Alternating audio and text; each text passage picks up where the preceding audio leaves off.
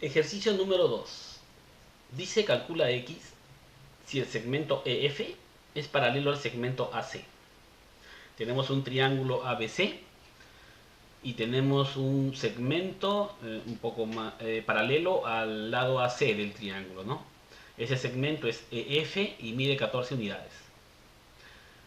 Bien, lo que nos piden es calcular la longitud de ese lado AC. Entonces voy a hacer el gráfico y continuamos. Tenemos un triángulo grande, el triángulo ABC. A, B, C. Tenemos un segmento paralelo a AC, que es el segmento EF. Este segmento EF tiene una longitud de 14 unidades. Eso es lo que estaba en el gráfico. Y lo que nos piden es calcular AC, o sea, cuánto mide todo lo que está acá. Y aparte de eso, nos dan el siguiente dato. 7 unidades EB y AE 2 unidades. Bien, comenzamos el desarrollo del ejercicio de la siguiente forma.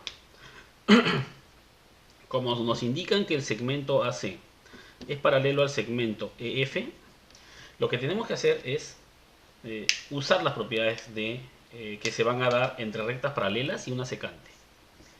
Entre rectas paralelas y una secante se van a dar las siguientes propiedades. Los ángulos agudos van a ser iguales, y es por esa razón que la propiedad de la Z te dice que este ángulo es congruente con él. Esos dos son iguales. Aparte de ser agudo él también es agudo. Se llaman ángulos correspondientes. Aquellos ángulos que voy a colocar este valor acá. Alfa y alfa. Son ángulos correspondientes, ¿ya? Miden igual. Como ocurre acá, puedo poner que él es alfa y él es alfa. Aparte, si esta línea secante estaría al otro lado, o sea, hacia ahí, de esa forma, entonces este ángulo, si pongo alfa, le correspondería a este ángulo. Él también debería ser alfa. Entonces, esta propiedad se va a dar acá. En consecuencia, si él es beta, él debe ser beta. Ahora, vamos a comenzar a analizar en qué figura van a haber datos frente a los ángulos, pues, ¿no? Porque eso es lo que, de una forma u otra, en el tema de semejanza de triángulos hay que tener en consideración. A ver, en el triángulo EBF,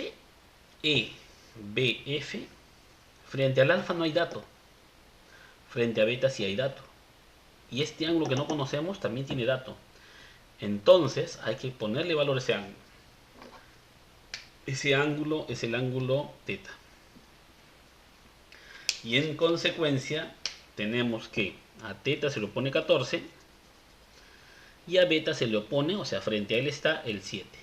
7K. No son unidades, es K. Por acá y por acá. Bien, corregido ese gráfico, no tiene nada que ver con la resolución porque es un dato que he puesto U en vez de K. Tenemos entonces, repitiendo, que frente al teta está el 14 y frente al beta está el 7. En el triángulo ABC, que es el grande, frente al beta está el X, acá está, mira, frente al teta está el X y frente a beta está todo el lado AB. Entonces, si es todo el lado AB, tendría que considerar 2K más 7K. O sea, la suma sería 9K. Voy a plantear entonces aquella fracción que origine la proporción. Entonces, digo, ahí va a haber una fracción que va a originar una proporción. Esa fracción va a estar dada por los ángulos que tienen frente a él datos. Teta, recuerda, tiene 14 y beta tiene 7. Entonces voy a poner teta sobre beta. A ver, teta en el numerador voy a poner quien se lo opone a teta. Teta en el triángulo pequeño, 14. 14 entonces voy a poner beta frente a él 7K.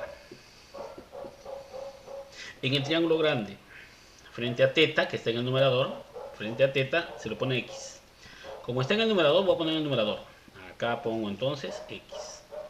Frente al beta, este ángulo que está de rojo acá.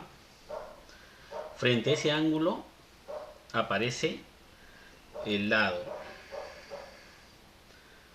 A hasta B, o sea, todo lo que está acá. Y todo esto sería la suma entre 2K y 7K. La suma entre 2K y 7K es 9K. 9K entonces coloco en el denominador. Ya teniendo esta proporción, vamos a comenzar a simplificar. Entonces, K se cancela, ¿no? Séptima 1, séptima 2. El 9 pasa a multiplicar y tendríamos 18 unidades igual a X. Y esa de ahí es la respuesta. Recuerda que si hay alguna parte que se te ha complicado, puedes retroceder el video y verlo hasta que se te haga fácil esta parte de semejanza de triángulos. Nos vemos.